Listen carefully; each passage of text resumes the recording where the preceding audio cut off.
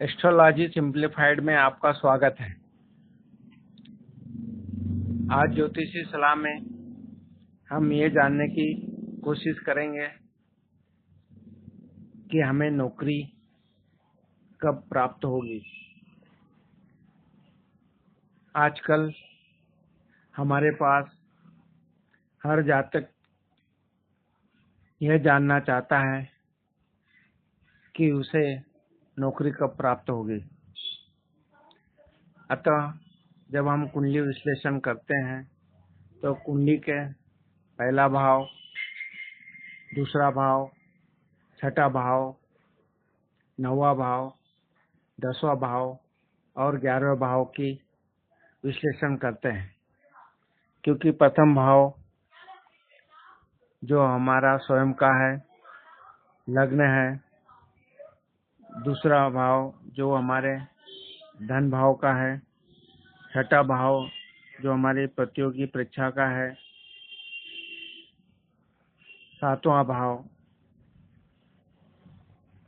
नौवां भाव जो हमारा भाग्य का है, 10वां भाव कर्म का और 11वां भाव जो हमारा लाभ का है। कुंडली में इन भावों के साथ साथ हम सूर्य, बुध, गुरु और शनि की स्थिति का भी आकलन करते हैं। इस तरह से जब हम कुंडली का प्रथम भाव देखते हैं और उसके स्वामी की स्थिति देखते हैं, अगर वो बलवान है और उनकी दशा अंतर्दशा चल रही है, तब हमें नौकरी प्राप्त होती है। इसके पश्चात हम देखते हैं कि द्वितीय भाव और उसके स्वामी ग्रह की अगर दशा अंतर्दशा चल रही है और वो बलवान है, तो उस समय भी हमें प्रयास करना चाहिए।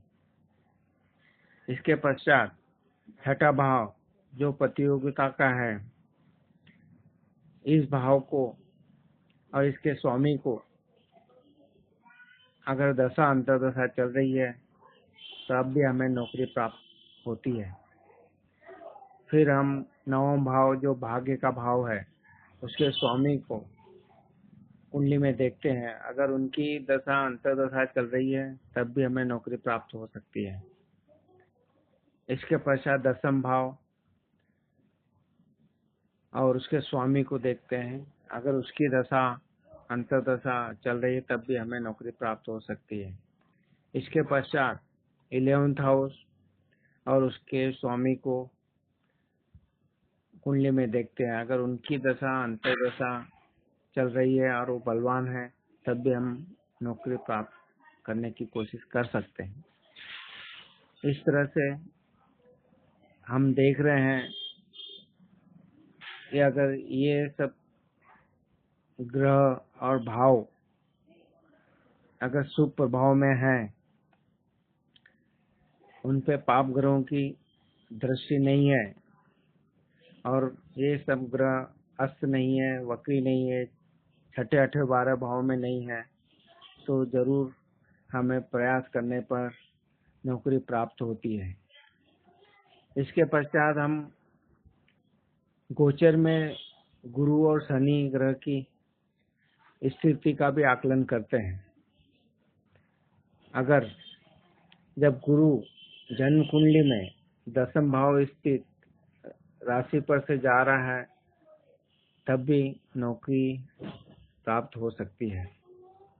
इसके पश्चात हम शनि का गोचर में भ्रमण देखते हैं। अगर इसका भ्रमण जन्म कुंडली में स्थित अपने मित्र ग्रहों शुक्र, बुध और राहु से 9 पंचम का योग बनाता है और यह 9 पंचम योग पहला भाव, दूसरे भाव, छठा भाव, 9वां भाव, 10वां भाव और 11वें भाव से बनाता है, तब भी हमें नौकरी प्राप्त हो सकती है।